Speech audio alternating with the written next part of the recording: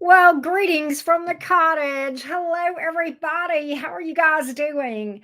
For those of you who may be new to the channel, I know many of you know me as Auntie Karen. I read a lot of tarot here on the channel.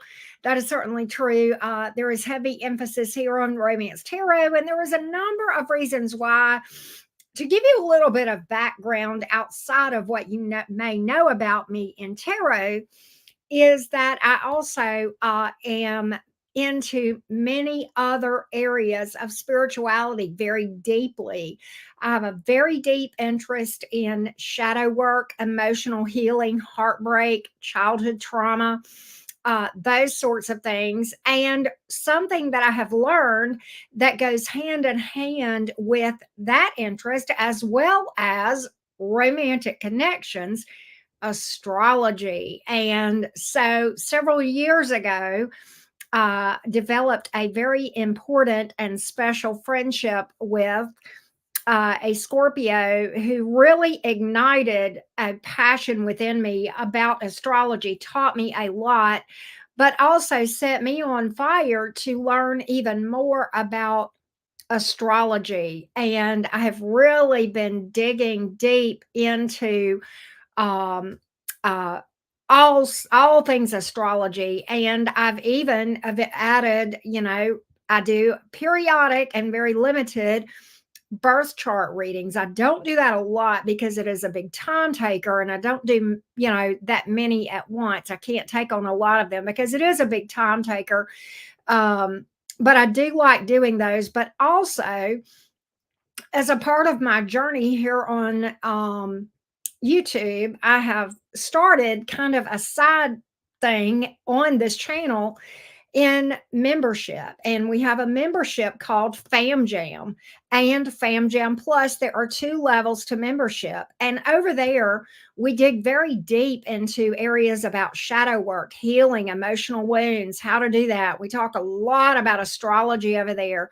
And we have been doing some digging in all of those areas and more whenever we do those weekly live streams with members. We do a topic every week, and we also do question and answers with members. And we have like a ton of stuff. Now, this live stream is open to everyone to watch, but as far as being able to comment and ask questions, we've limited that because this we're doing instead of our private live stream that we normally do weekly on our Fam Jam membership. So, if you would like to be able to ask questions about the topic we're going to talk about, which is the biggest astrological event of the year, all you got to do, there is a link at the top of this chat and also below this video, and you can join Fam Jam, and you can have access to all of the information I talked about, just tons of information there.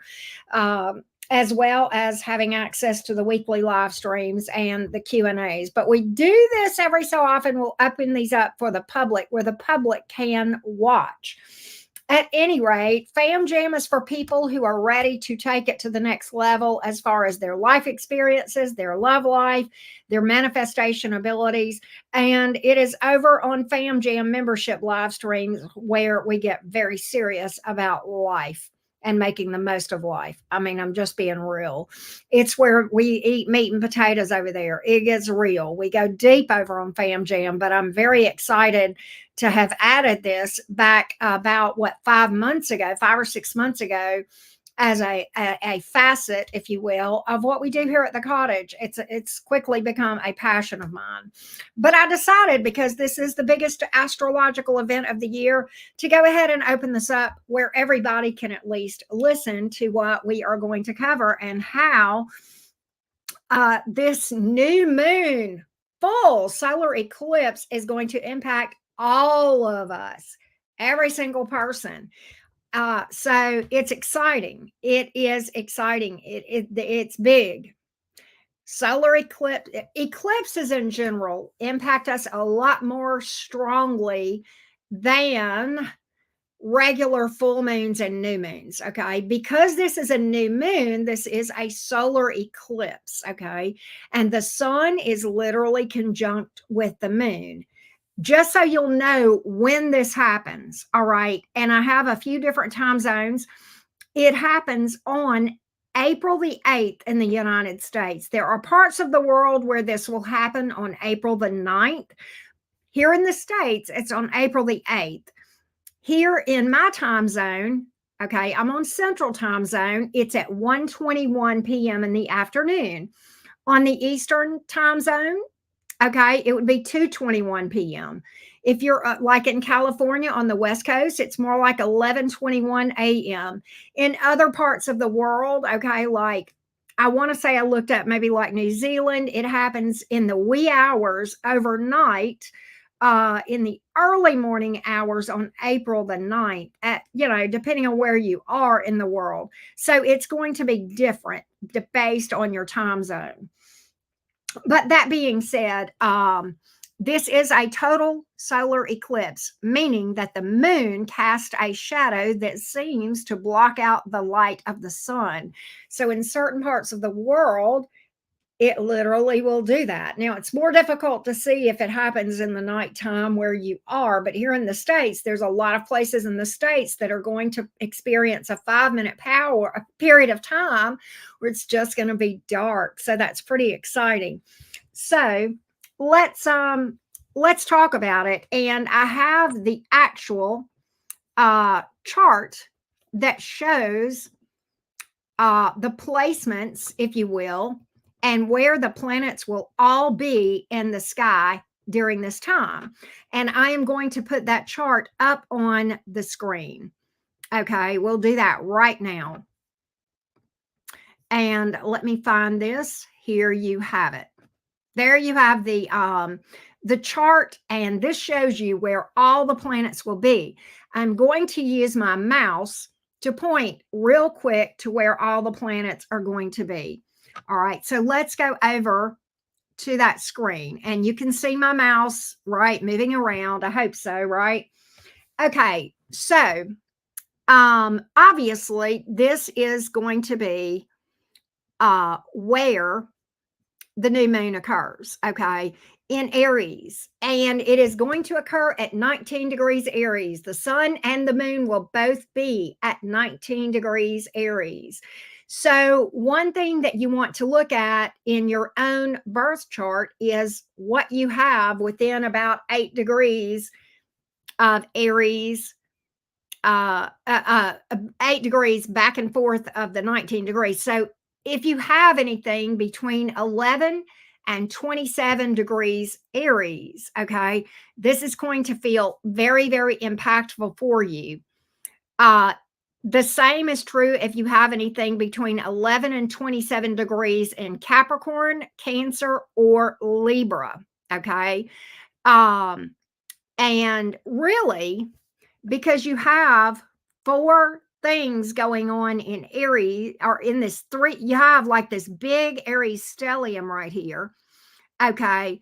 Really, for those of you who have anything in the sign of Aries, Capricorn, Libra, or Cancer, you are going to feel this even more dramatically than everyone else. But all of us will experience this.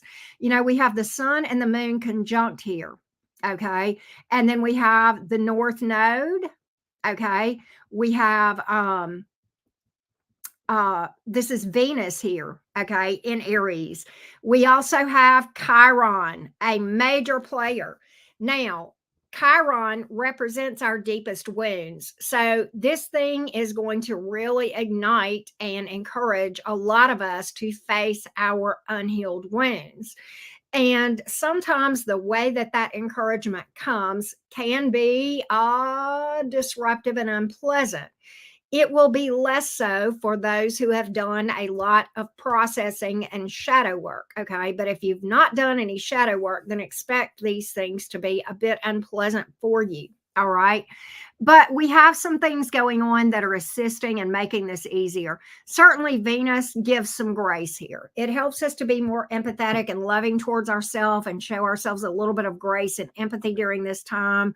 We have Neptune at play, which also softens the blow on this stuff, and that sort of thing. Okay. Mercury is certainly a key player here, too. That is the planet of communication. Okay. You also want to look at where your chart ruler is, right? So if you are, but for example, if you are a Virgo or Gemini rising, there's your chart ruler right up in the middle of that. Okay. If you're a Cancer, the moon, okay, Leo, the sun, right? Venus, this is the Taurus and Libra gang for the rising. We're talking about the rising sign, right? So at any rate, that being said, I'm going to pull up my notes now as we go along. All right. So again, you want to look at where 19 degrees Aries is in your chart and what house it is in. And this is where you will likely feel the most impact, okay, depending on the energies and the areas that house addresses, okay? So that being said, the entire collective is going to feel the influences of this solar eclipse. And it is likely you are already feeling them. I am for sure. Okay. Because this occurs in the sign of Aries, the overall theme for all of us is going to be about independence, courage, blazing your own trail, and individuality. Secondly, because Chiron is a major player here, it is going to be about facing our wounds and healing them. There's a lot of things going on that is going to make this process more palatable when it comes to Chiron. Okay. In general, eclipse energies are important for a period of about 6 months after the occurrence. However, there is a conjunction here to the North Node. All right. And I'm going to show you that right here. I don't know. Can you see? Let's see here. I don't know if you can see this right here. The North Node is conjunct all this stuff.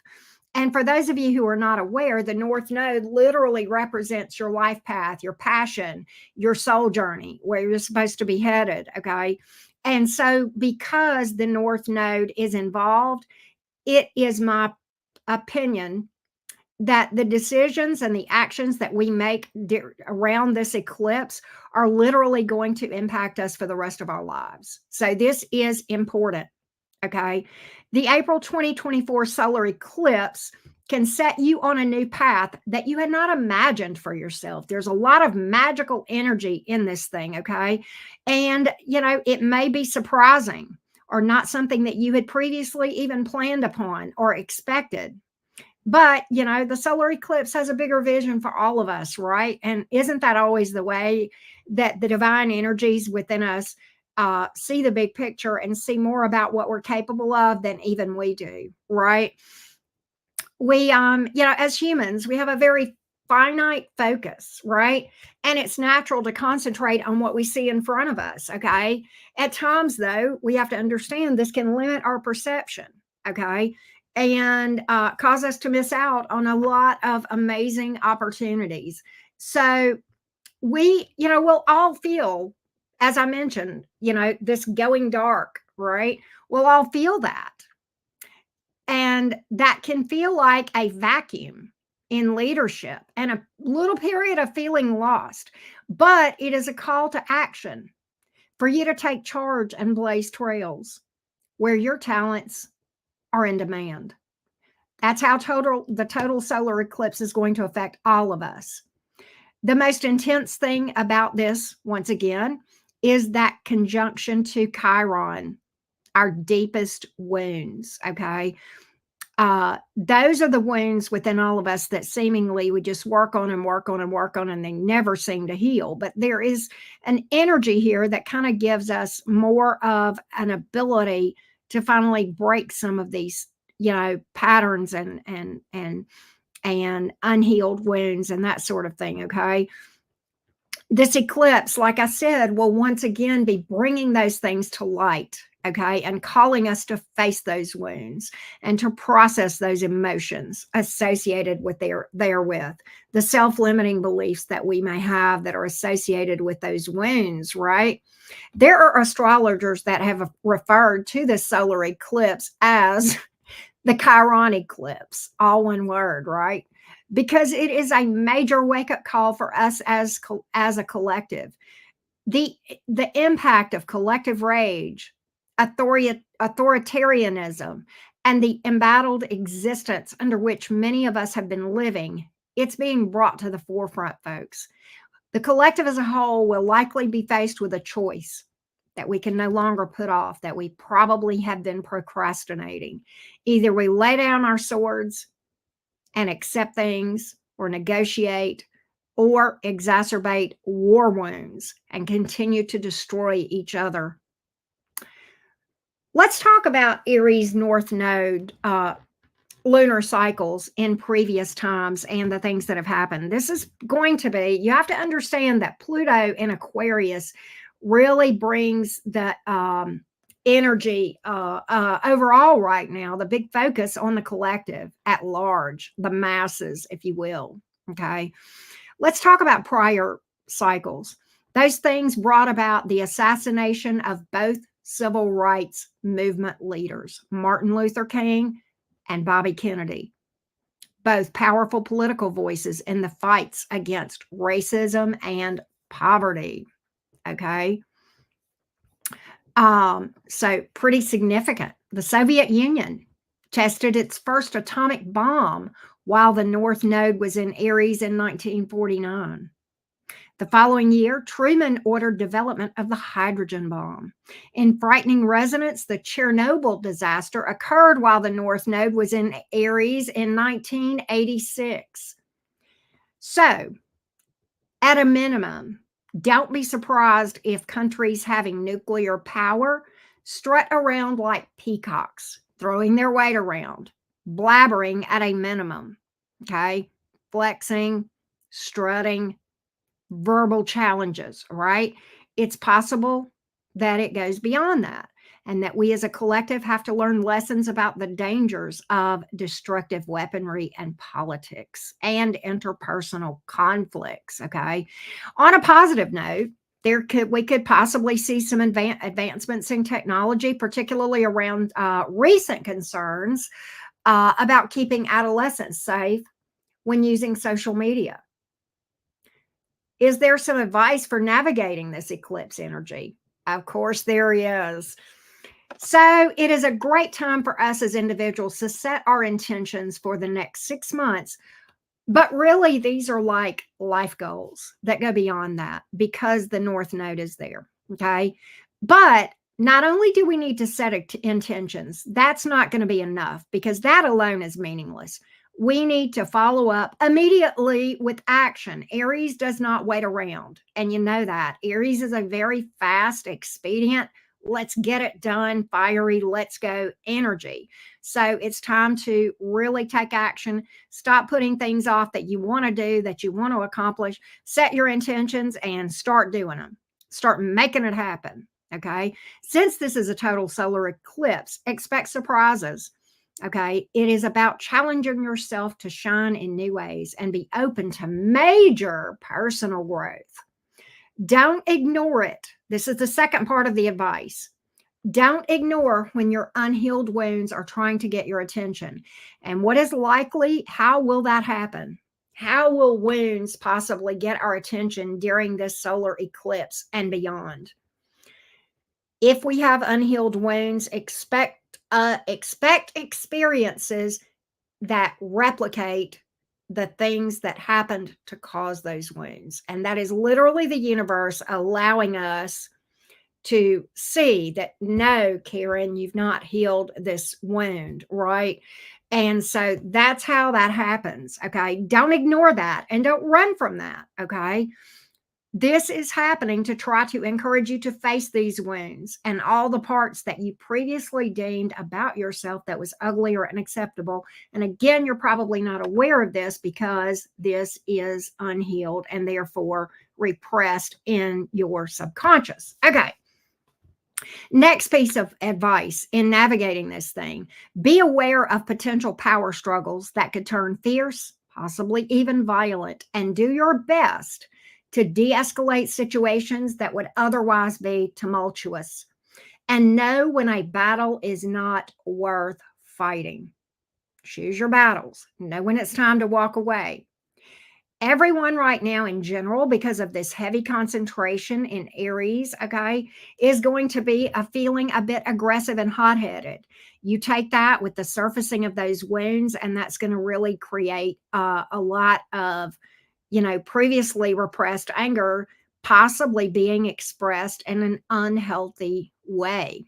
So now is not the time for negotiating. Now is not the time for seeking peaceful resolution. Just let things sit. Let this energy calm down if you've got a conflict going on right now, and wait until these things calm down. Okay. Delay these, if at all possible, to a time that is more conducive to negotiating and finding peaceful resolutions. Um, Other things to note: exciting and novel opportunities could crop up on us unexpectedly. It's time to blaze new trails. Get out of your comfort zone with that North Node being conjunct all this stuff, right? We are literally being called to do so and to pursue our goals, visions, dreams, to go after the things that we have been waiting to go after for so long. It's time. This is a call to action and it's like the universe rolling out the red carpet for us to go for it, right? Sharpening our competitive edge is a good thing to do. Taking initiative with people and activities that align with your personal goals, dreams, and be daring and try new things. Okay. If you have been delaying an important decision, an eclipse like this is likely going to force you to act whether you feel ready or not. The universe thinks that you are, right? Unanticipated events arise. There may be that may demand a radical change of direction. Okay. Eclipses reveal shadows. We've talked about this a little bit with this Chiron conjunction, right? But get ready for buried truths and secrets to be exploding out into the open. Situations, connections, friendships, relationships, jobs that were seemingly meant to be are going to be swept away. Shocking though it may be, this eclipse is meant to open up space for all things that move us in the direction we need to be moving in. It's like a bump, except it's like a collision with your current life path to get you on the path where you're supposed to be. Okay. So it's pretty powerful. Now, and by the way, Spicy Spirit Guide, welcome to Fam Jam. Welcome, welcome. So let's go to the next part of our presentation. Okay. And herein, okay, we have in Fam Jam membership, we have two levels in Fam Jam. We have Fam Jam Plus, okay, and Fam Jam just regular, right? Fam Jam regular runs $10 a month, US dollars. Fam Jam Plus, those folks pay $20 a month. And what we do is we periodically offer perks to Fam Jam Plus members, okay? And I put a call out or, a post out to my members only yesterday. And I asked Fam Jam Plus members that wanted to have their chart looked at during this live for me to give a few tips to them. And they sent me, I have several people that sent me, some of them I already had because I've done birth chart readings for several of you guys, but they wanted to participate. They wanted me to look at their chart and give them what I saw as far as how this is going to look for them. Okay. And the first person, and we to protect their identity and their personal info, we do not have their birth date, their birth time, and I'm not even going to give their screen name, but they know who they are. And we are the first person up And let me go back and I'm going to put her chart on the screen. It's going to show her chart and it's also going to show the transits associated with this new moon. And give me 1 second and I will pull up the chart of, I believe this is correct. Let's see. That's not who I am looking for. Oh, okay, hold on. It's that I will be doing that, but that's not the same one. Hold on, I'm going to take that one off. And we're going, I believe, to this one. Let me double check. This is it. Okay. So let's make sure we share the right chart here.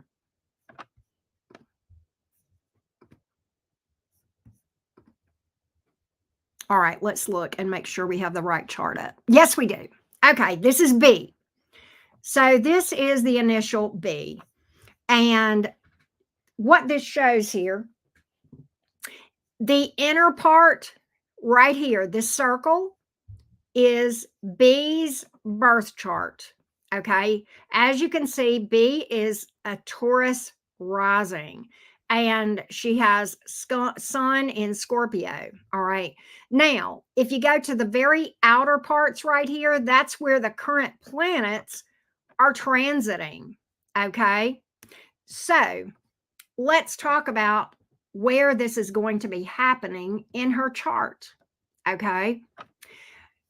You can see right here, here is the moon and sun conjunction at 19 degrees Aries, which happens to be in her 12th house.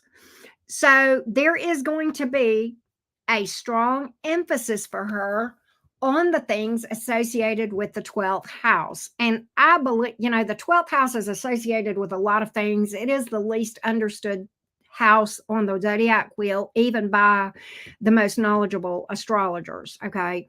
That being said, the 12th house, among many things, deals with the subconscious, our shadow self. So it is my belief that because we have this Chiron conjunction going on, that the emphasis that she feels most is probably going to be a big call to action to really delve into the subconscious. Okay. And her shadow work. Okay. So this is going to probably illuminate some wounds that need her attention. All right. Her natal moon is also located in this house. Okay. And I'll go over here and I'll show you where. This is her natal moon and it falls in the 12th house. Okay. So,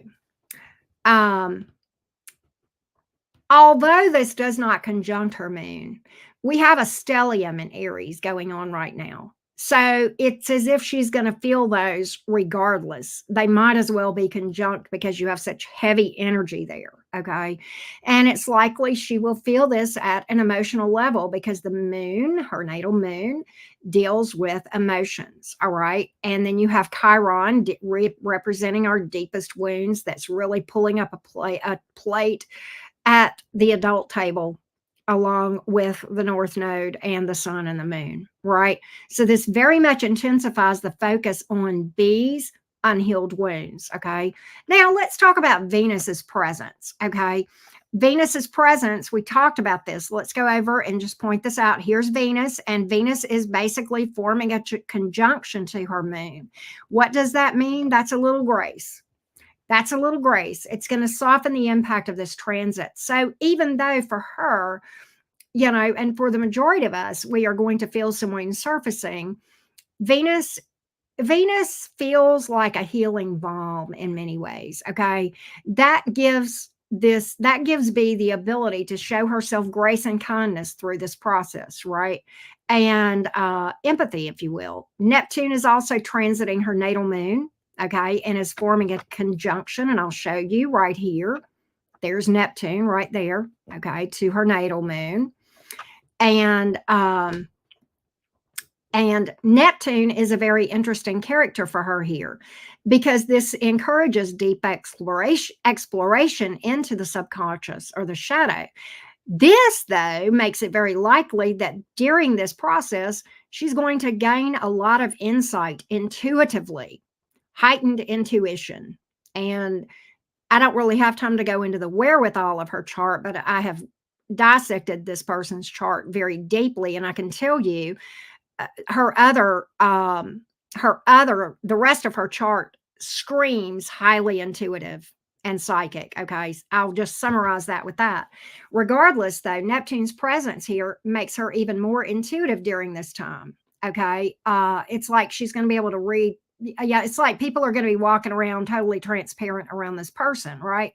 And herself, because through her healing, that happens, it's likely because Neptune is here that she's going to gain a lot of new wisdom and insight. And that's certainly, what we want with the healing process, right?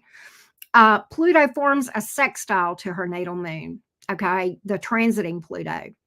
And that further encourages deep transformation throughout this eclipse. Pluto is transiting at a square her natal sun. And that, because it is a square, it is a bit more intense, impactful. Okay. It can bring about power struggles, right? Especially with authority figures. So she would need to be mindful of that. Pluto squaring the sun during this time is about tests, especially if she has been submissive in the past, okay? And to not do so, to speak up for herself, but to do so with balance and grace. And that Venus influence is going to help her with that, okay? This may bring about situations that force B to stand up for herself. Transiting Pluto is square her natal Pluto. Wow, wow, wow. That's an intense one, okay? And so that further encourages transformation, but it's abrupt sometimes. It also encourages letting go and releasing things that no longer need to be held on to. Pluto transit squaring natal Pluto can also bring about power struggles and arguments. So B needs to be mindful that this could happen. Jupiter is transiting her ascendant over here in the sign of Taurus, okay? You can see that Jupiter is basically forming a conjunction to her ascendant. That's a very positive thing that is going on for her right now. It's a time of great personal growth, financial success, and it opens the doors for new beneficial relationships of all kinds. Okay. It's a very opportunistic time for her because of that Jupiter transit across her ascendant. Okay. Uranus is also conjunct her ascendant. So Uranus is very sudden and erratic sometimes. So B should be prepared for unexpected change associated with growth, success, and relationships, right? There is likely an urge with that Uranian influence to be a bit impulsive, particularly in pursuit of personal freedom. And if she is not careful, she could be seen as being a bit rebellious, okay? And that could put existing relationships that need to go under the pressure, right? So that is a quick recap of that particular member's chart. Now we have Trevor. And let me go. All right. So now we are going to talk about Trevor. And I will now screen share Trevor's chart. Hey, Fotini, welcome. How you doing? What am I doing? I went to the wrong place. I want to go to present. There we go. And we are going to talk about how Trevor might be affected. Now, here is Trevor's chart. And you can see that Trevor is a Sagittarius rising. Okay. And we have a Cancer sun right here. And then we have a Pisces moon. All right. So let's talk about what we can talk about with regard to what Trevor can expect more specifically. All right. Now, as you can see here, this conjunction right here between the sun and the moon is occurring in Trevor's 6th house. All right. That's where that's happening. All right. So let's talk about it. This focus is on the 6th house. So it is likely that Trevor's focus is going to be on physical health, nutrition, diet, exercise, um, turning over new leaves, perhaps associated with that. All right. Work routines, daily routines. Okay. Those are the types of things that the sixth house can deal with. All right.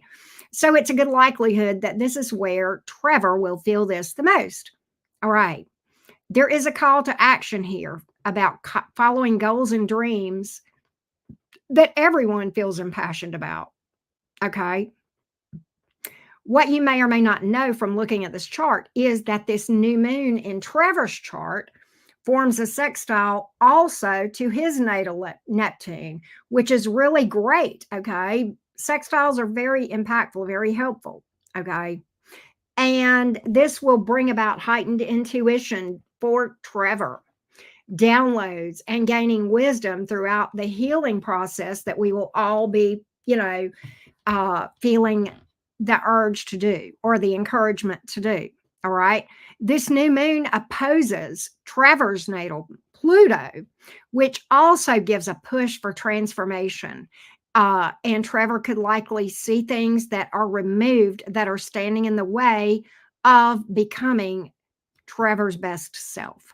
And this makes room for new things more in alignment with that North Node in Leo. All right. This puts a strong focus on healing and shadow work. All right. The new moon is actually forms a trine to Trevor's part of fortune and North Node, both in Leo, giving a stronger push forward for him to go towards what his soul calls him to do in this lifetime. This trine paves the way for this to happen in a very harmonious and smooth way. So it's as though that he's getting the same push toward healing and going towards that North Node soul journey that we're all getting. But in Trevor's case, because we have this interplay that involves his natal North Node and part of fortune, it's as though the universe is going to do things to roll out the red carpet for him to go forward on these things. Okay. And things are going to come into place that are going to assist him in this. Okay. This solar eclipse literally forms a perfect square to his natal sun.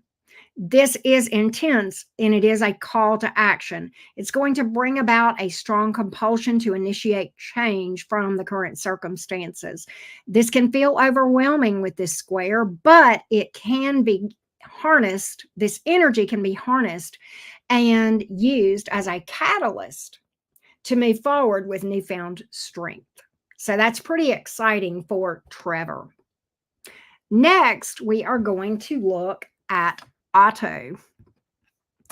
And I will take this one down. And then we are going to go to, let me make sure I have the right chart up. Hold on one second. I got to make sure this is who I think it is. I know who it is, but you don't get to know who it is. All right, yes, this is who I think it is. Okay, so let's screen share Otto's chart, and we will talk about that. And that should be this one. And let's go back over here and make sure. Yes. Okay, so let's look at Otto's chart. Now, you can see that Otto is a Taurus rising, Pisces sun, Capricorn moon. And you can see a lot of placements up here in the 9th, 10th, and 11th house. Okay. So where does this happen in Otto's chart? This happens right here in the 12th house. Okay. So it's going to impact Otto similarly to be the first member that we talked about, but differently. And we're going to talk about specifically what this means. There is going to be a strong focus on spirituality, intuition, and shadow work, the shadow self, unhealed wounds. Again, because of Chiron being involved in this thing. All right. There's going to be a strong encouragement to heal those deep wounds. Now, in his chart, the new moon is conjunct his natal Saturn. Now, Saturn isn't always malefic. And in this case, Saturn actually helps because Saturn here, his natal Saturn, is going to kind of ground and stabilize this process for him. Okay. So it's going to make him, he's not going to feel so lost, if you will. He's going to feel that structure, that crystallization, that foundation of Daddy Saturn, if you will. All right. And the new moon forms a square to his natal moon in Capricorn. Okay. And that is, of course, Capricorn is, I'm sorry, his moon is in his 8th house. Okay. And so, what really is going on here is this is going to bring focus to issues that may be unhealed with the mother, upbringing, home life. It can be about moving physical homes as well. It can bring about upheaval in the physical home and family. Okay. Now, the new moon is forming a trine to Otto's natal Pluto. Okay. This does intensify the focus on transformative healing, but because it is a trine, it softens the blow. It's not so in your face. I mean, Pluto is always in your face, but not so much, not as much with the trine. It's like Pluto is working, his natal Pluto is working in a more harmonious way, but it still nonetheless brings about the energy and focus on transformative healing, moving old things in the way of pursuing that soul journey and to make room for things that are more in alignment with Otto's soul journey. Okay.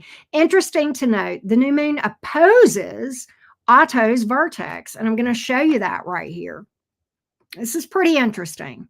Here's this new moon up here, right? Right here. You go over here, you see this right here? That's very important. Well, why? Okay, let me tell you. This speaks to events and actions that have a feeling of being fated or destined.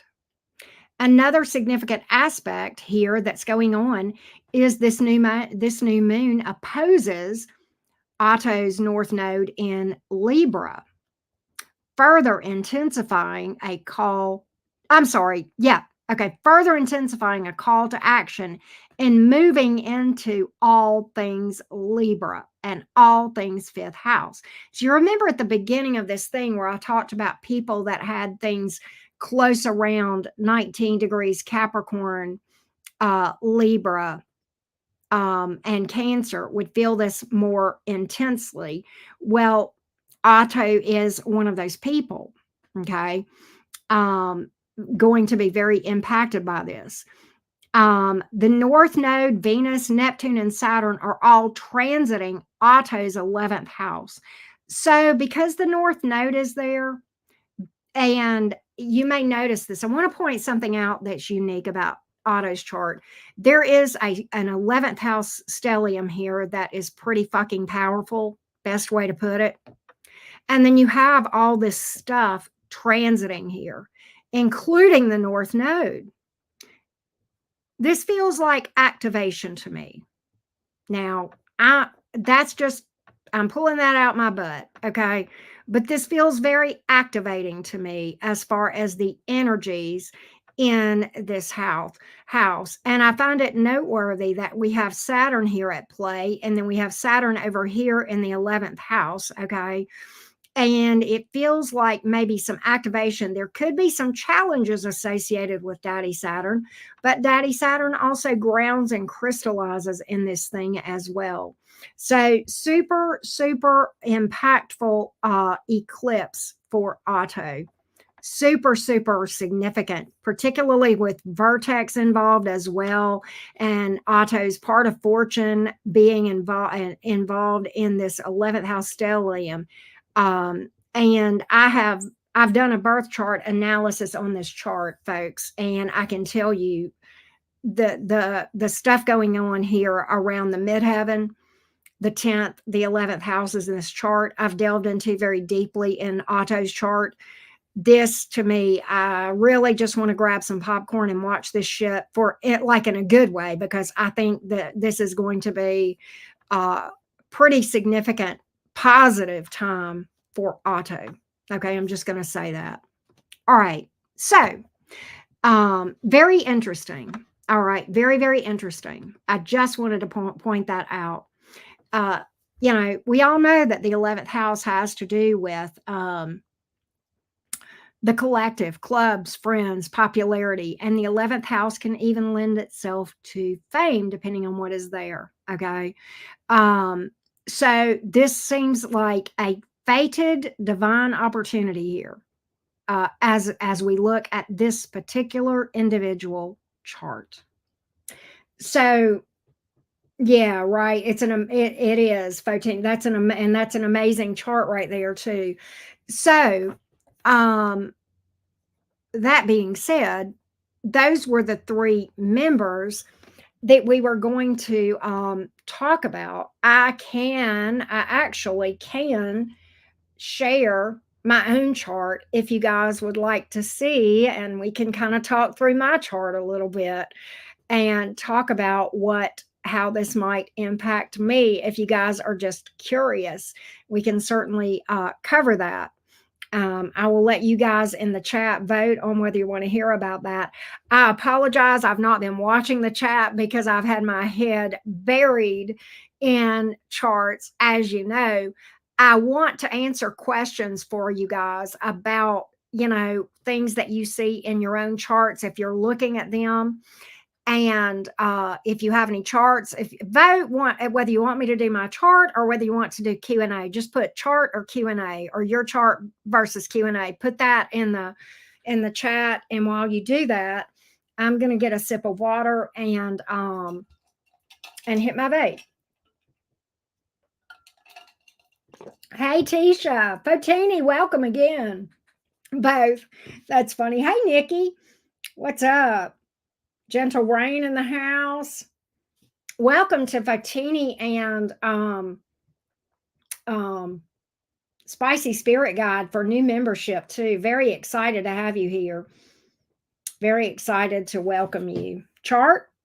Okay. We will do Q&A, but I'll do the chart first if y'all want. Okay, I'll share my chart. Good deal, Tisha. Good deal. I tell you what, Tisha, I don't know if you have your chart in front of you. I love you too, Tisha. Thank you so much. But if you've got some questions, I can maybe answer your question before I go to my chart, since you've got to go back to work. And I will do my chart, but I'll let Tisha, if she's got a minute and she's got her chart and she's got any questions while she's here, she wants to put some questions before we do the chart, before we do my chart. And then after that, we'll do everybody else's questions, if that's okay. But at any rate, those three charts were all very different from each other in many ways. And so that gives you all an idea of how, even though collectively there are certain things that are going to be true for all of us, okay, there are things that are unique to us based on our natal chart. Please do mine. Okay, I got you, Tisha. I got you. All right, so I'll go ahead and do mine. Here we go. Let me find it. I've got all these tabs open on my laptop so that I can make sure, because I had all my charts up ahead of time. Yes, here is my chart. Okay, here we go. So we will go ahead and share my chart. And let me make sure I've got that right. Yep, I see me. All right, let's go over here to make sure. Yes, I have the right chart up. Okay. So here is, again, these are my personal planet. This is my chart, and this is where my natal placements are in my chart. Okay. And here is that 12th house stellium that I talk about a lot: Sun, Mars, Mercury, Jupiter there. And then here's my moon over here in Capricorn in my 8th house. I talk about that a lot. Okay. Here is my south node in 7th house in Capricorn, my north node in the 1st house in Cancer, Venus in Cancer right there. A lot of y'all know. Here's my vertex right here as well. Okay, just so you kind of know, give you a little bit grounds. Here are the current transits that are going on during this new moon. All right, so let's go up here. Up here, right here, 19 degrees Aries is where the sun and moon and north node and Chiron are all conjunct at 19 degrees. This happens in my 11th house, and it is square my natal moon in Capricorn. It does not quite square my Venus and North Node in Cancer, but because you have this whole ass stellium up here in Aries, it might as well. Okay. So, for purposes of that, then yes. All right. So let's go over and discuss what this all means. All right. So, again, we're talking about the 11th house. The focus is on friend groups, clubs, organizations, humanitarianism, the greater good, right? And that is likely where I will feel this. All right. Uh, per, you know, the solar eclipse, as again, forming the square to my natal moon. There will be a heavy focus on transformation and healing around my mother, the past stability, because of that square to my natal moon. It can bring about disruptions in physical living and bring a focus to moving to a new home. Can I tell you that I finalized plans a couple of days ago about moving this summer? And those plans are now being put into action. I'm literally starting the preparation because I'm not moving locally. I will be moving several hours away. So because it's a distance move, I'm in preparation, to get things ready because there's a lot of stuff I'm getting rid of that don't go with the new place. Does this sound familiar? Getting rid of things that don't go with your new journey, right? And that's that energy of the eclipse, right? See, I'm sitting here talking and I'm realizing myself as I talk through what I'm going through of, oh my God, yeah, you're right. That's absolutely right. So, the solar eclipse forms a loose sextile to my Saturn. And that's actually helpful because in this case, that is going to bring about some structure, focus, discipline, crystallization, grounding energy. So, yay, yay. Thank you, Daddy Saturn. This also helps to keep things more structured and stable. And it helps me to keep a more mature and responsible mindset when I'm making decisions about this move. This also, wait, okay. There is a loose sextile to my natal Chiron, which is interesting because that does put a stronger focus on the deep unhealed wounds that I have. Okay. And because there's a sextile, this gives a supportive, harmonious energy here. And with Venus at play, that really helps me to have empathy for myself, grace for myself, to be able to forgive myself, and to give me a greater understanding in processing through these wounds, right? And it helps me in my thoughts and about the others that brought about wounds for me. Now, this is interesting because there is an opposition to my vertex, okay, and that speaks to making decisions, taking action, and certain events happening that feel fated, destiny. All right. And it is noteworthy that I am in my Jupiter return, also more fated, right, type energy here. Okay. So that's just a peek into your girl and what is going on with me and what I am seeing as well. Right. So pretty interesting. The fact that it squares my Venus, I didn't really research that very deeply, and I didn't even put anything about that in my notes. It's not a strong square there, but it certainly can have me re-examining, my North Node and my Venus, right? Particularly with there being that conjunction, over in the actual Newman itself, there's like this four-way collision between the North Node, Chiron, the Sun, and the Moon, right? All of that going together, and true to form, I have really, had opportunity, and I won't go into detail, to really look at my life and where I'm going and where I want to be and what I want to do. You know, I'm almost 60 years old. I'm in my Saturn return. Some of this is related to Saturn return, where we kind of assess where we are in that second Saturn return and where we're going and what we want to accomplish and our mark on the world and our legacy on the world. And certainly, you know, all of that is going to align with the energies of that square to both the Venus and the North Node in Cancer and that sort of thing.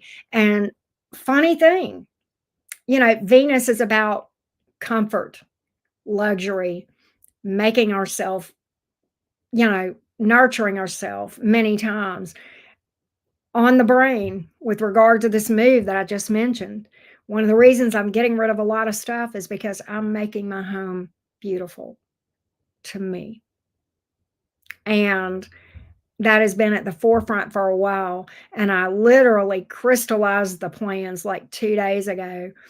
And so there is that Venus influence coming in, the square to my Venus, the Venus influence that's in, you know, that's transiting in Aries right now. That's all a part of that stellium that's passing through Aries as we speak. So no surprises there at all, right?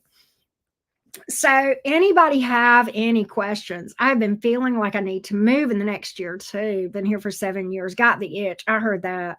Yeah, new place, new you, new stuff. Yes, that's how it feels, Tisha. And here it is. That not so consistent with everything that I talked about with the energies of this new moon for all of us? You know, making room for the new, going towards what we're so, you know, moving things out of the way that don't align with where we are going and where we feel impassioned, right? So it's a very exciting time for us as a collective. It's a very, very exciting. That moving in the spring of this year has been coming out in Cancer readings across Tarot. I've been seeing that. I've been seeing it in Gemini a lot too, Sister Crow. Tyler's been getting that a lot.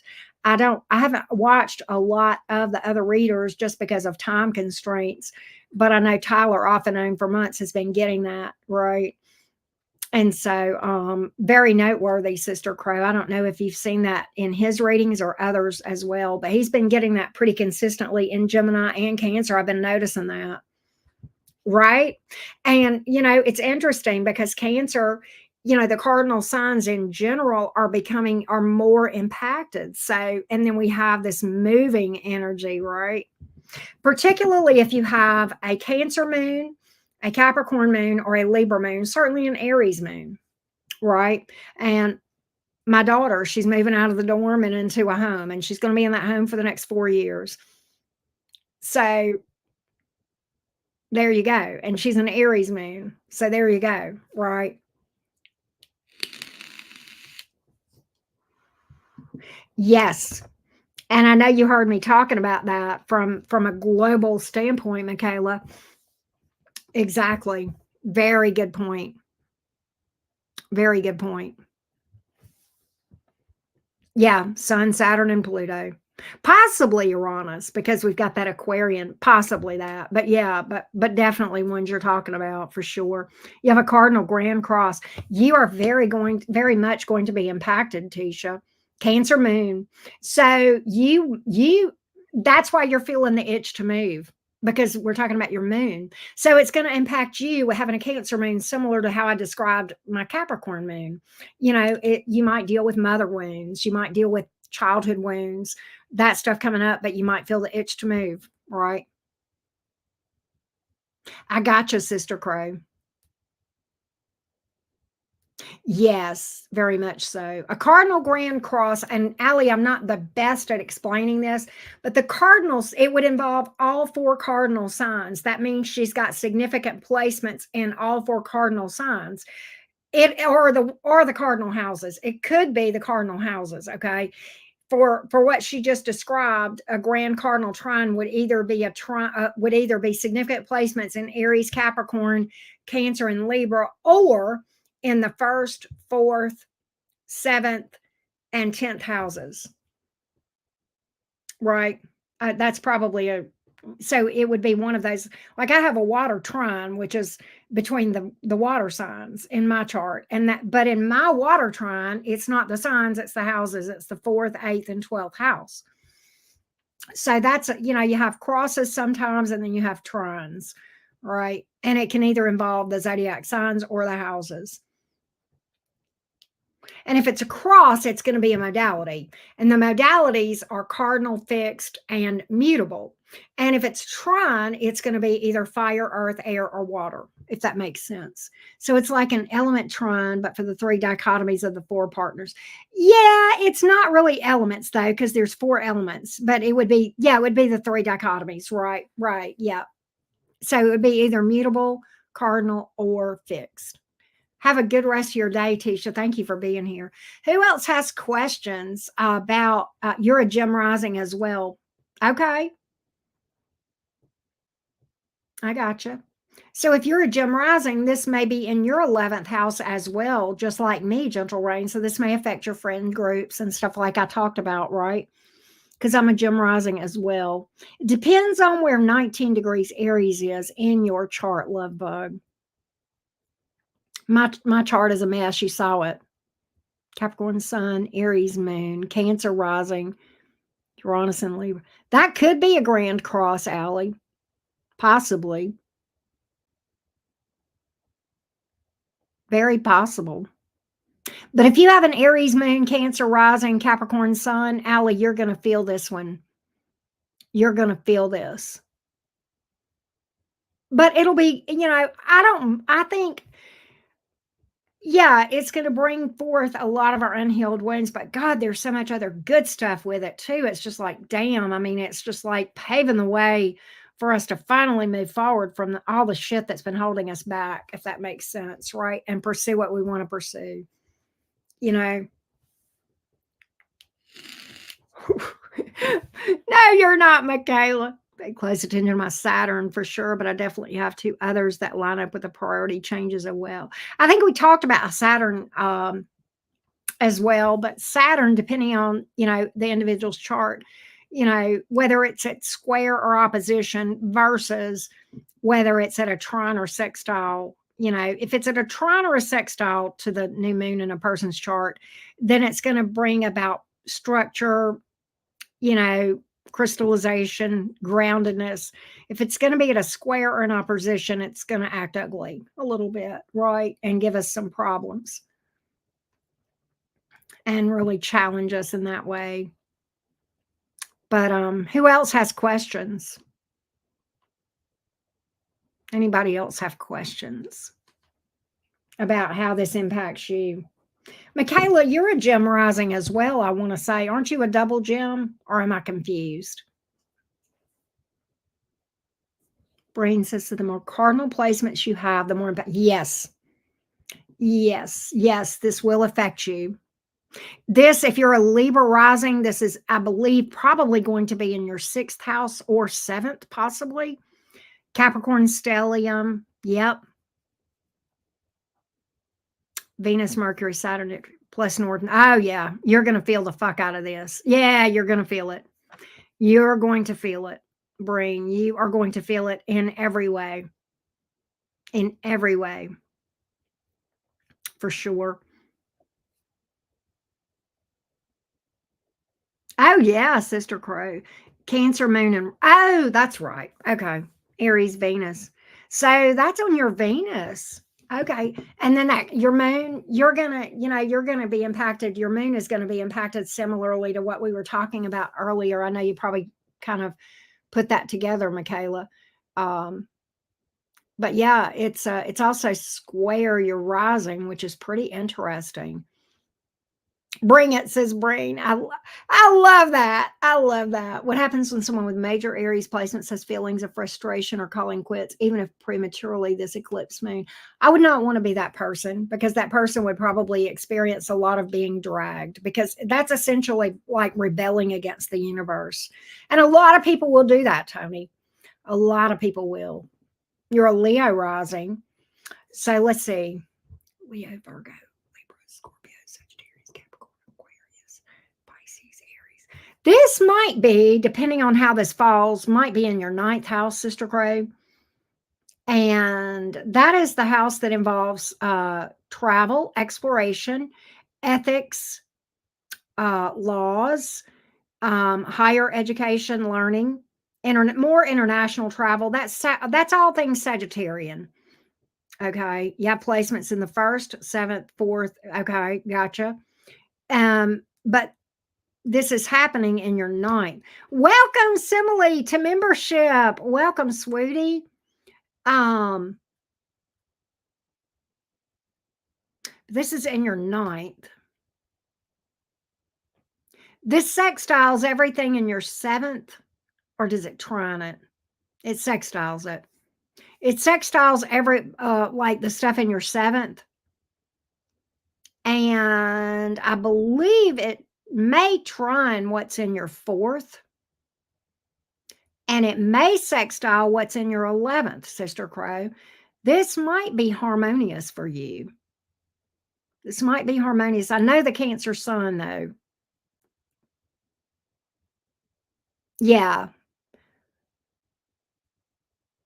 I don't know. This may be in your 8th house.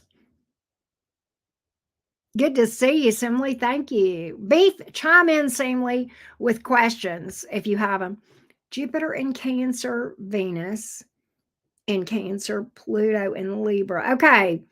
So, Fotini, that's going to oppose your Pluto in Libra. That's going to really bring focus heavily into transformation, clearing out things you don't need, things, relationships, people, jobs, places, whatever, and put a focus on paving the way for new.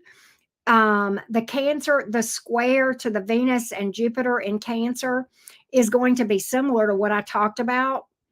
That's going to bring about some good opportunistic energy there. All right. You have a Sag stellium and South node. So you're a Gemini North node. Okay. So this forms a sextile to your North node then, and a trine to your South node. If I've calculated this right, you have a moon in Aquarius. I got you. I got you, sister. Yeah, it's hard whenever you don't have your chart in front of you for sure. But anybody else have some questions, thoughts, comments?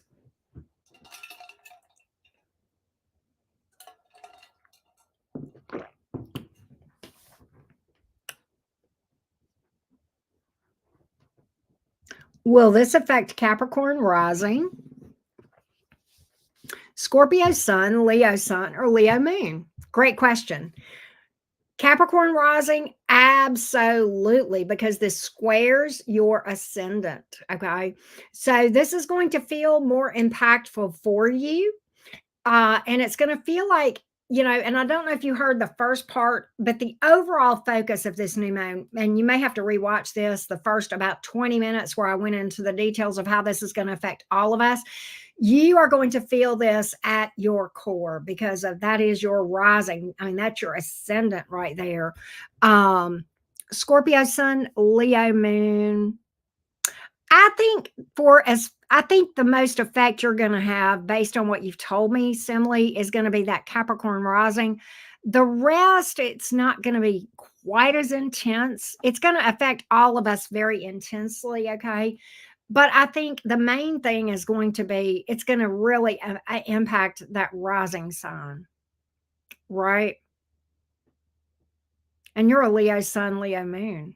Or somebody, you said Scorpio sun, Leo sun. I got you. Okay. Yeah. Okay. How closely does a Scorpio moon line up with this eclipse?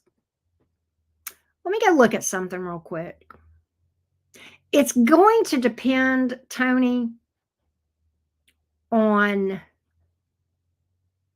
where your moon is. For someone, okay, hold on, and I'm going to tell you. This is going to loosely form a sextile in your chart. So that's going to give it some harmony. Okay, that's just going to be harmonious. All right, with the Scorpio moon. Double checking. I mean, it's going to be intense for you. No doubt. It's a very loose trine, though. I don't even know if it's a trine. I don't think it's going to be. Wait, am I looking at the right place? Yeah. Oh, Scorpio moon. Hold on a minute. I didn't look at the right place. It would depend on.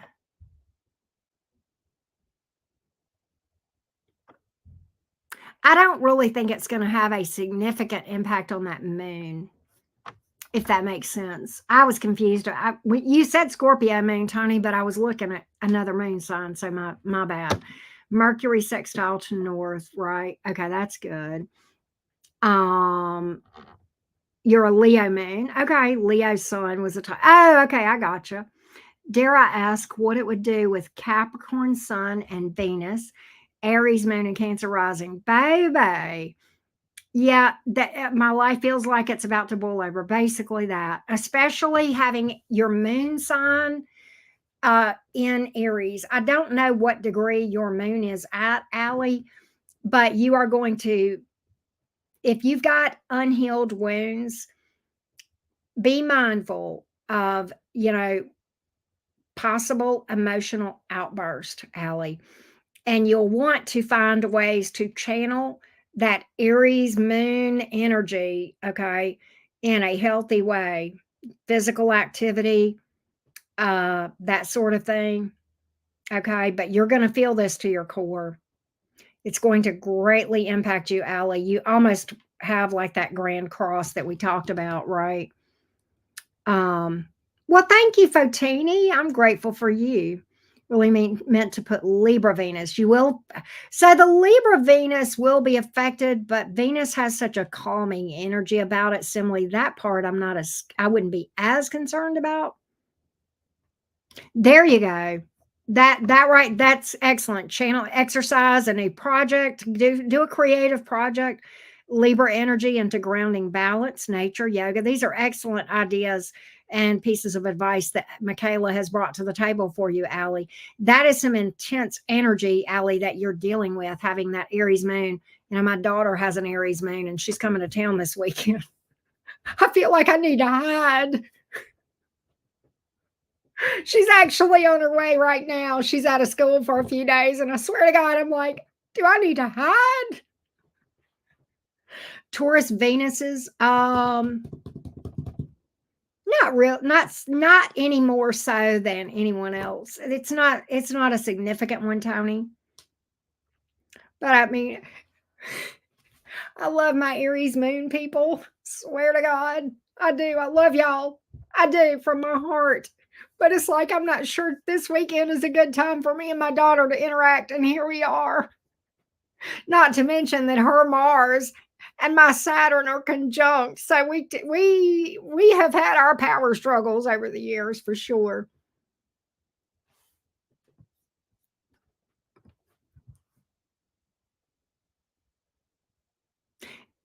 And that's actually a good superpower for someone with an Aries moon, LG, to be able to productively channel that Mars energy, that fury. Mars energy is beautiful. Aries energy is beautiful, but man, you put that on the emotions, woo! You know what I mean?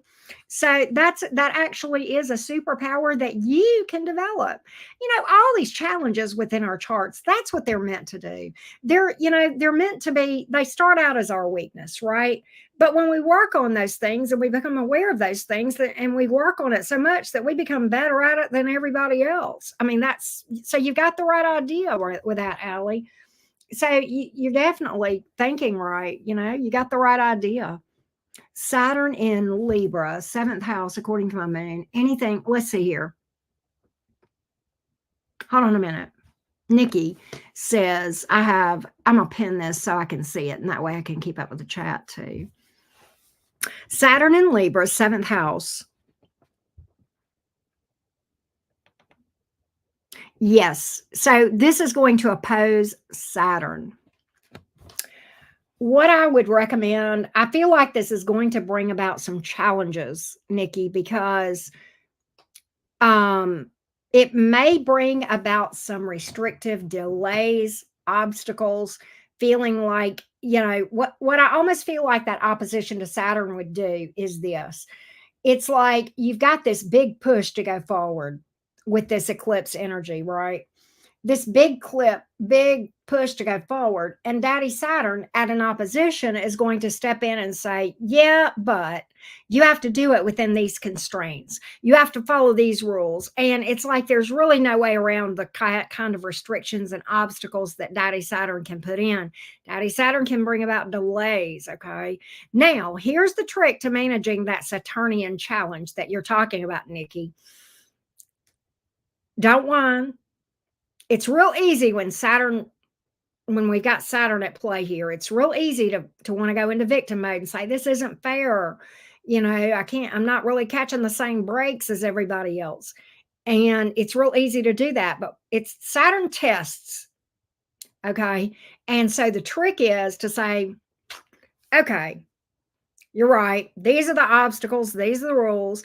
I'm going to pull up my big girl pants and I'm going to do the best I can with what I'm working with. I want to try to keep a good attitude and stay committed, stay consistent, and do the best I can. Nikki, that's when, over a period of time, and it takes a long time and a lot of patience with Saturn then comes through and says, you passed your test, Nikki. Boom, here's your success. It's kind of like that's Saturn, if that makes sense. So that's how I would say that you would feel that, Nikki. Hierophant in reverse is not a bad thing, Allie. I'm pretty Hierophant in reverse myself. When the way you're describing it, it's like, yeah, it is. It's badass. I agree, Sister Cray. Feel you. The beast wants to claw its way out, but if we work on ourselves, give ourselves grace, it's a bit easier to give it to others, and use these at the highest octave. Yes, I have my moments, but I've been under the weather for a few years. Saturn was beating feeling. Oh God, I feel you, Allie. I do. I really do. I'm in my Saturn return, so yeah, I feel you on the Saturnian lessons. But I will say this. There have been some magical moments where Saturn has really said, hey, okay, I'm going to give you this break because you've been doing good. I'm going to give you this break because you've been doing good. I'm like, all right. Yeah, time to pull up my big girl pants. You're welcome, Nikki. You're welcome. I don't know if this is a blessing or a curse, but because of my own chart, I have studied Saturnian energy a lot. So I know more about Saturn than I might want to know, but I have had to I have had to make peace with Saturn. And I've had to come to understand that we do need Saturn. Saturn is very tough, but Saturn teaches us so many valuable lessons, right?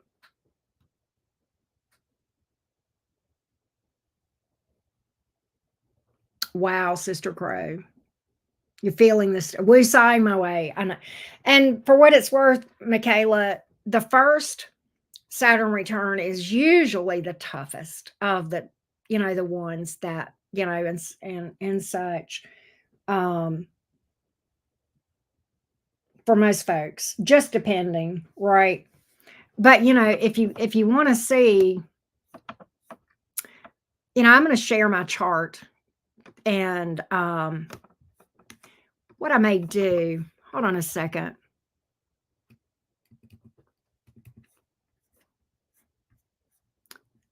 Hang on a minute. I'm going to show just my chart and I'll show you why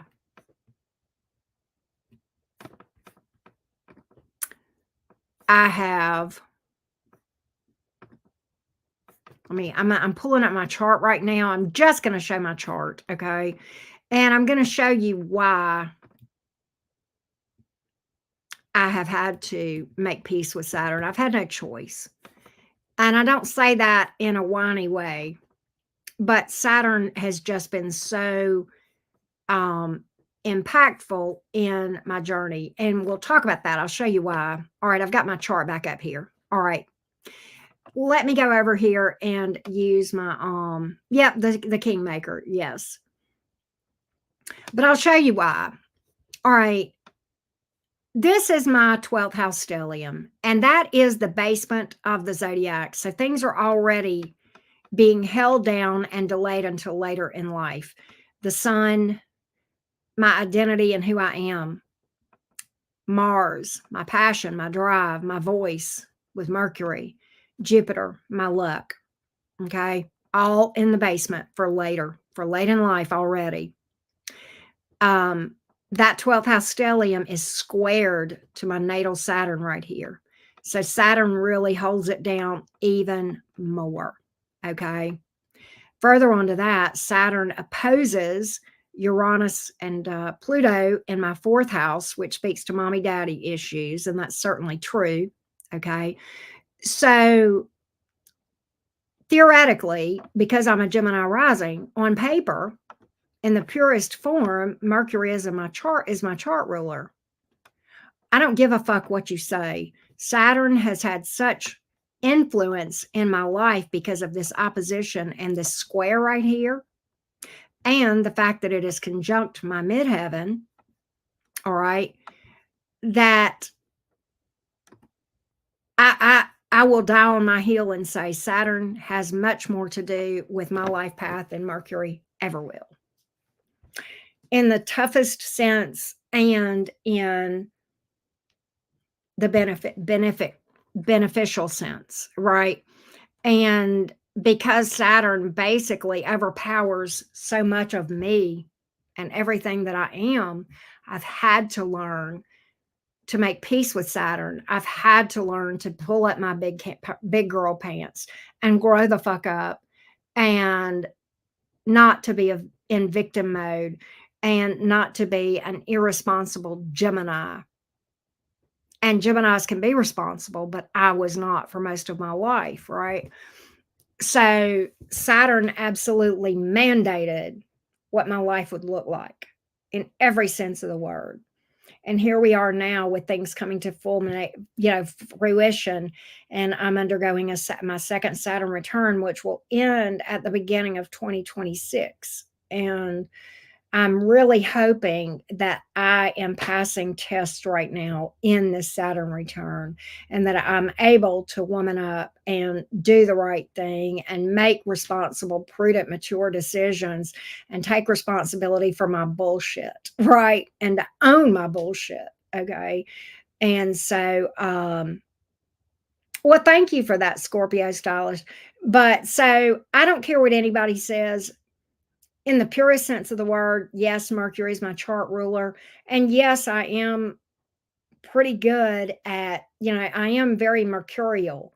I'm very cerebral. And I'm not saying I'm smart. I'm saying I love to learn. Okay. I have a thirst for knowledge because of strong Gemini rising and sun. Okay. And yes, I would like to think I have good communication skills when I need to, but I'm sorry. Daddy Saturn is just far more influential in my chart than Mercury ever will be, if that makes sense. So, fun fact about your girl. And thank you for that feedback. I greatly appreciate that. Yes, I am doing birth charts, right? Yes, I do birth charts. And I actually have one available right now, FYI. Yep, the kingmaker is slow burn. Your sun is at the exact degree of your, oh wow, that's crazy, Michaela. That's crazy. But thank you for that sweet feedback, Scorpio stylist. See, my Saturn directly affects my Mercury and my North Node, very possibly. And if you've got a hard aspect like a square or an opposition from Mercury or North Node with Saturn, that can put delays and restrictions on those areas, right? Oh, Michaela, thank you for that. Oh, you got Mercury and Gemini. That's domicile. That does strengthen Mercury a lot in your chart. That makes Mercury's influence, Sister Crow, in your chart more impactful. And having Mercury and Gemini, you probably, in some ways, you have some similarities to Geminis. You're not crazy, but what you would probably have, you probably are going to be seen as an excellent communicator, intelligent, and you will have a thirst to learn. Yeah, exactly. You got to listen to daddy's lessons. You're right. You're right, Sister Crow. But if you have Mercury and Gemini, that would be my guess of how that would be, Sister Crow, and how that would impact you. Mercury and Gemini. Big thirst for knowledge, good communicator. You're probably smart. And depending on how Saturn affects Mercury, now if Saturn is at a trine or a sextile with your Mercury and Gemini, Saturn is going to really stabilize that Gemini energy and ground it. Oh, you'll be a badass. And if it opposes it or squares it at the point in time that Saturn kind of shifts gears for you, it'll happen even then. It'll happen even then. That's going to be my take on that, Sister Crow. So that's pretty interesting, right? But yeah, if that's going to trine or sextile Saturn, that would be sweet, right? Yeah, there you go. Um, I would love, love, love, love, love for Daddy Saturn to be at a sextile to my Gemini sun or rising or a trine, because that would really ground out that Gemini energy, give a lot more stability, a lot more maturity, a lot more structure. Not it would really diffuse a lot of the impulsivity of the Gemini energy, right? That would be pretty slick. Instead, it just feels like instead, how Saturn feels to me is like, you know, I'm 6 foot tall and the room is 5 foot tall, and I'm constantly having a hunch to get around. It's just that restriction of feeling like you're in a basement, and the basement is so confined that you can't even stand up straight. That's how the 12th house stellium can feel, right? Particularly with Saturn squaring that stellium.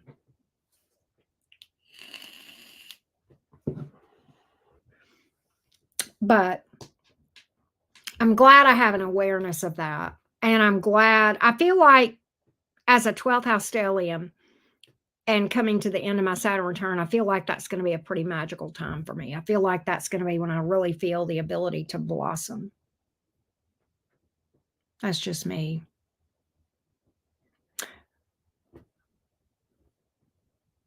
Mercury is in Gemini, but squaring Saturn. Ugh, yuck.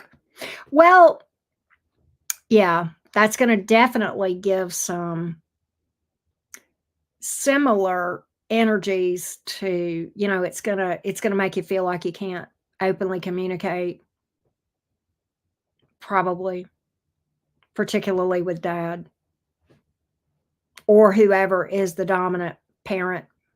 That might be how that would come about, Michaela. Mars and Saturn in Leo.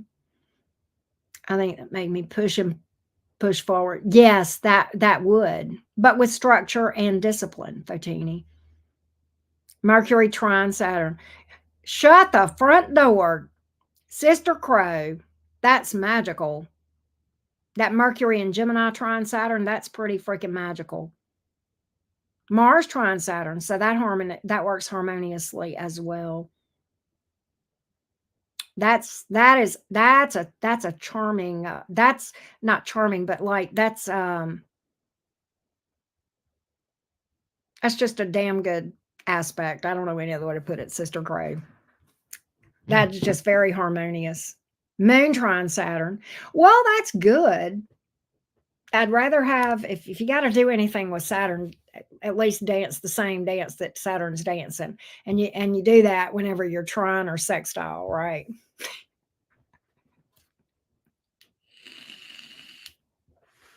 Trine more so than sextile. Trines and sextiles are both favorable, but trines even more so. Sextiles are kind of like hidden gems that we just stumble on. They're both good, but sometimes the sextiles, I believe it is, the ones that are at 60 degrees are like the hidden gems that we stumble upon, and when we do, we put those to action, and it's kind of like very helpful. Venus sextile Saturn, Saturn sextile Neptune. Damn, girl. Oh, I love the Saturn sextile Neptune. I love that because that that ground that get you've got that dream dare to dream energy. I don't know where Neptune is in your chart, Sister Crow, what house or what sign. You've got that dreamy energy and got Saturn grounding it out for you and it's like the Saturn sextile Neptune gives one the ability to make their dreams a reality. I like that. She does, doesn't she, Michaela? She does have a badass chart. I agree.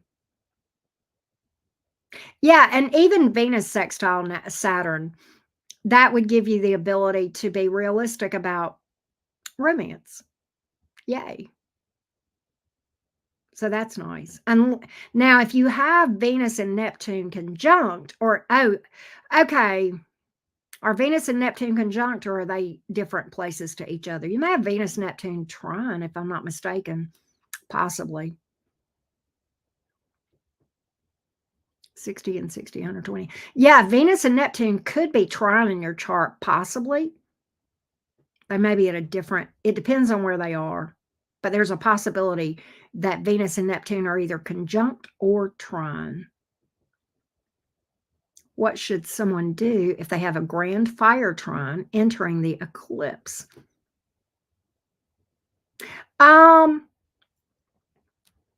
I think it would just depend on where that trine is. Is the fire trine involving zodiac signs or houses?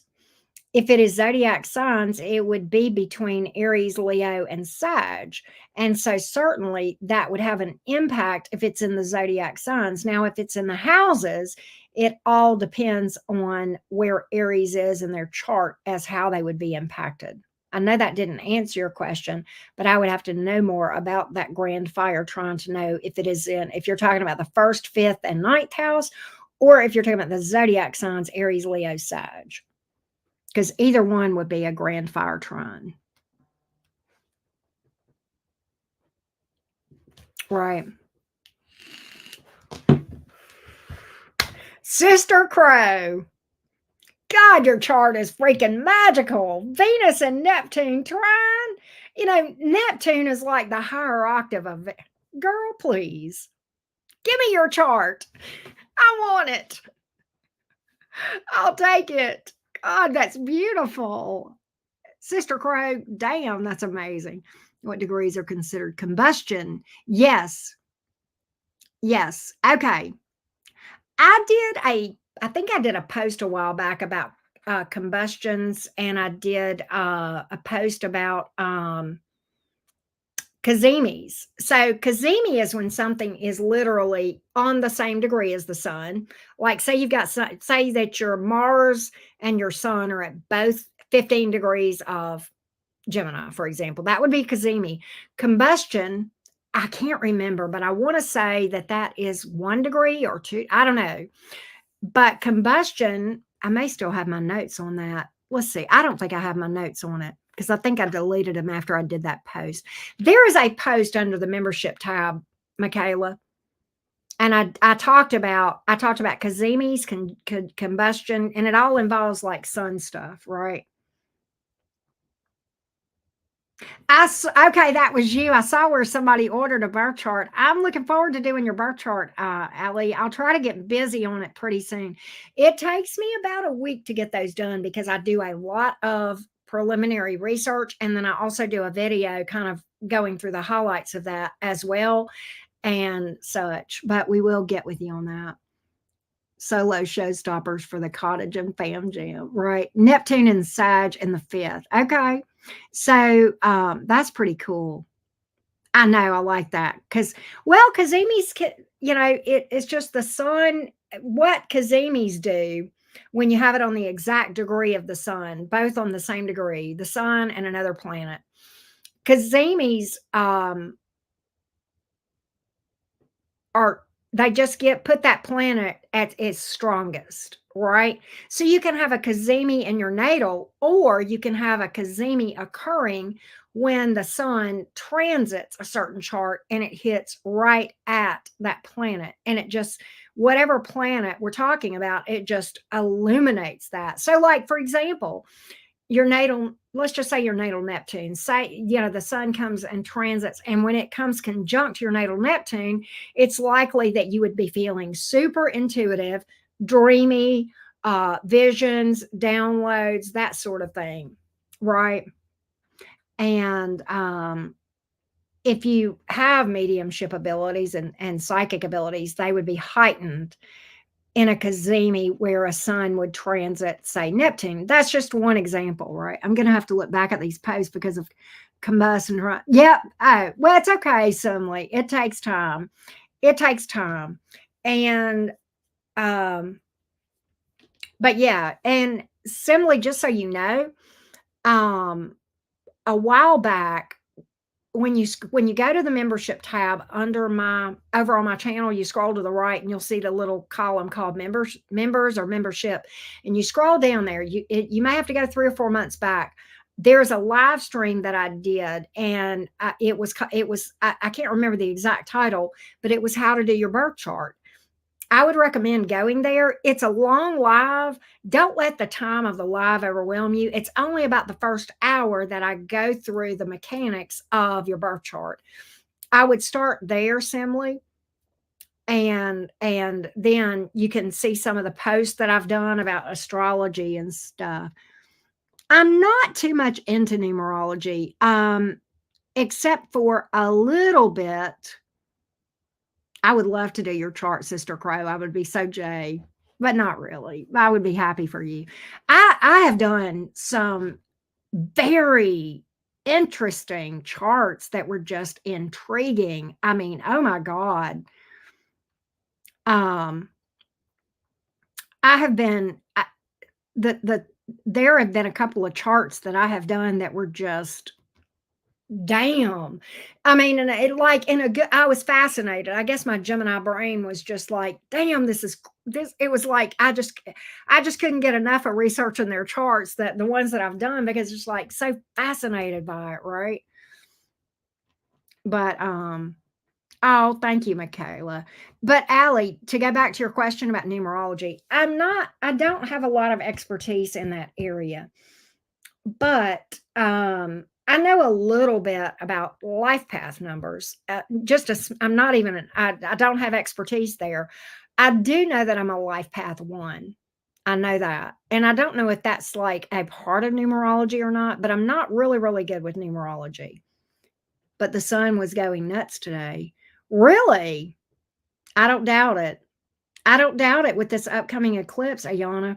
I don't doubt it for a minute. And I have not talked about it. I'm unaware. I must admit.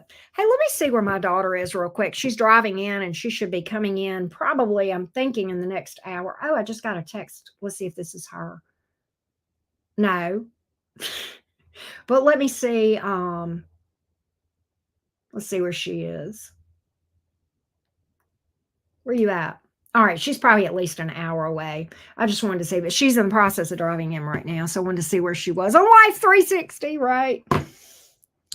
But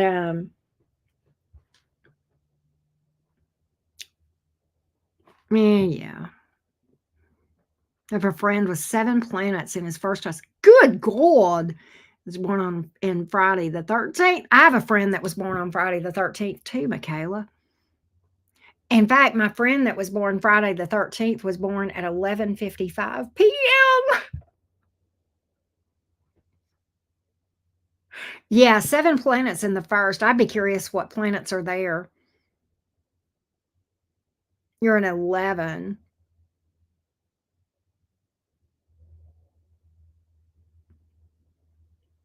Yeah, which 11 reduces to 2, I think. That could be a pretty magical first house placement, first house stellium, though. 7 planets there, damn. Shush. Well, I would not call the charts crazy, Sister Crow, just fascinating. Just fascinating. Um, that's the best way I know to say it, Sister Crow. Absolutely fascinating. I'm really enjoying it. I'm doing 2 for birthday presents to people right now. um, for two different people. But I'll do, their birthday isn't coming up anytime soon. So of course, Allie, you've paid for yours. So I will do yours. I'll put those aside and I will work on yours. I like to work on one at a time. And here's why. The birth chart is something that when I do it, it's very different. I study that thing for at least 5 days, if not a full week, and I'll every day, every evening, I usually will sit down in the evening, and that's when I work on birth chart stuff, and that's I'll sit and I'll think, and I'll kinda, it it it it's weird, y'all, but I get a feel for the person. And I want to keep that feel of that person and not get it mixed up with another person. And that's why I like doing one at a time. And I focus solely on that person. And as I work my way through their birth chart, I delve into that person, their psyche, their challenges, their wounds, their strengths, right? The things they like, the things they don't like, the things that bug them, their challenge spots, right? All of those things. And I like to keep my focus there because sometimes in some chart readings, you have a recurring, repeating theme throughout the chart, right? And that's why I like to keep my focus so that my memory has all that in one complete place and I don't get it mixed up, right? Neptune, Uranus, Moon, Mars, Sun, Venus, and Saturn. Damn. So Saturn is going to slow all that down. And Neptune, it might lend to blind spots. Uranus is going to give an erratic energy there. Mars and the Sun there is pretty amazing. Venus in the first house is always good.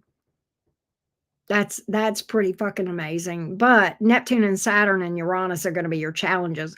It's kind of like though Saturn might help out with Neptune and Uranus. I'd have to study it, Michaela.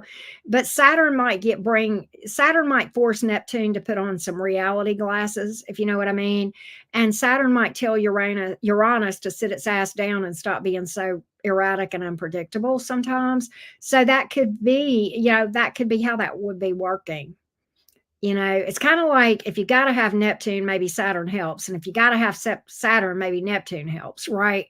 It's kind of like those are very different, strong energies, those three, you know. And of course, Mars there. Good God Almighty. Saturn and Mars are probably, you know, definitely wasn't the best word to use. I mean, crazy good. Yeah. No, I got what you mean, Sister Crow. Yeah. I've loved it. I've been loving, loving, loving doing the birth charts. It's just and what I have learned in doing the birth charts is that doing my own, you know, I dig into some of the wounds that we have. And I've done that with my own birth chart a lot, and it has helped me to become aware of wounds and things that, it helped things in my own journey, doing my own chart to surface. But you see it in a harmonious way when you do a birth chart analysis, right? When you look at your own birth chart, and it helps you to have grace for yourself, and it helps you to forgive yourself, and it helps you to forgive others, and it helps you to understand the big picture, and it helps you to reframe things. And to me, this is the beauty. One of the biggest benefits of delving into a birth chart is being able to see those things in a different light and in a more gracious way, if that makes sense, toward yourself and toward others that were important in your life. Important meaning significant, not necessarily good or bad, right? Yes, they can be very different. Ayana, I share the exact same birth date with Winona Judd. However, she was born at a different time and city. So our birth charts, we have very little in common except, well, we have a lot of things in common, but everything's in different houses. So she's totally different than me. Right. Now, the fact that she is a Pisces midheaven like me does make sense because, or no, wait, she's not a Pisces midheaven, but she's got a lot of similar zodiac signs, but it's all in different houses. So it impacts her totally differently than me. Right. But thank you, Allie. I look forward to doing your chart. I appreciate you doing that. Thank you so much, Michaela. I appreciate you. Mind blowing how accurate they really are when you, yes, yes, it is. It is mind blowing. What has blown my mind, and this may not always be the case, but there seems in many of the birth charts that I've looked at, there's just a repeating theme, or like not just one, like one birth chart might have like three repeating themes that just repeat over and over and over. Sometimes those are positives, like you might have the word charm or charisma repeating over and over and over. You might have the word intense. You might have, trauma repeating over and over and over. So it's just amazing to see the repeating themes in people's charts, right? Well, thank you, Deepak. I appreciate that. I love it. It has been very helpful to me. And I owe my little Scorpio friend from, I talked about her at the very beginning of this live stream, and she ignited a fire in me to learn astrology, and it really appealed to my Mercury brain at the time. But as I really started to dig in, I realized how instrumental it has been in my own healing journey. And I can't begin to express enough gratitude for having made that friendship with her, and the value that she brought to my life, not just as a friend, but the impact that she had on my journey. Interestingly, Scorpio, there's that transformative Scorpio energy again in my life, right? And that's why I'll live and I'll die on the hill where I say, if you've known a Scorpio, you've been transformed in some way, right?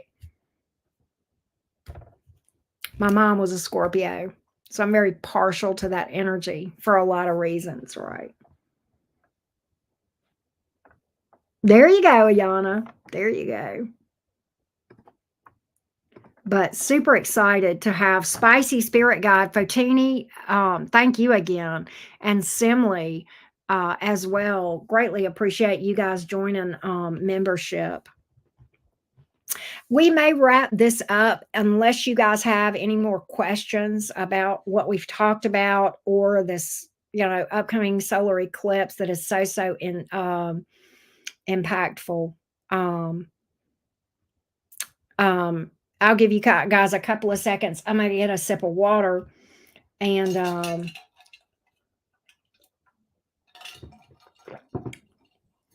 you guys will have to let me know if you have any more questions. And I'll hang out for just a second. Thank you again for answering my question. Well, thank you, Nikki. I appreciate you saying that. I appreciate that. I'm glad that you felt that you could easily understand what I was getting across. Thank you for that feedback.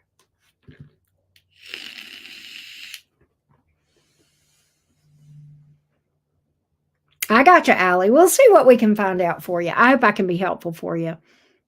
Brain has issues getting astro speak. It's really funny, until I made friends with that Scorpio I was talking about earlier. Astrology just went over my head, Nikki, and it was the way she explained it. I got it. It made something make sense to me. And maybe it was because I was ready to learn it. Maybe that was it too. Maybe the timing wasn't right for me to learn, and that's okay too, right? Thank you, Breen. Thank you for that. I appreciate that.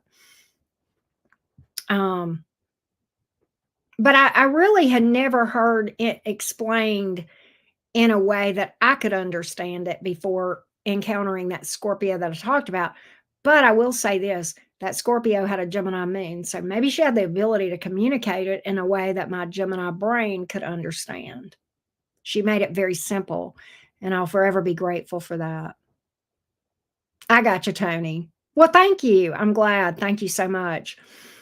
Um, If you guys don't have anything else, I'm going to wrap it up. If you have any comments after the fact, certainly leave them here after we wrap the video up. I appreciate all of you guys so much. Thank you so much. I appreciate those of you who have already done birth chart readings with me. And certainly I'm looking so forward to delving into your chart, Allie. That's going to be fun and exciting. Thank you guys so much. Have an amazing day, and I will see you guys tomorrow. Or at least that's the plan, right? Love you guys. Bye, y'all.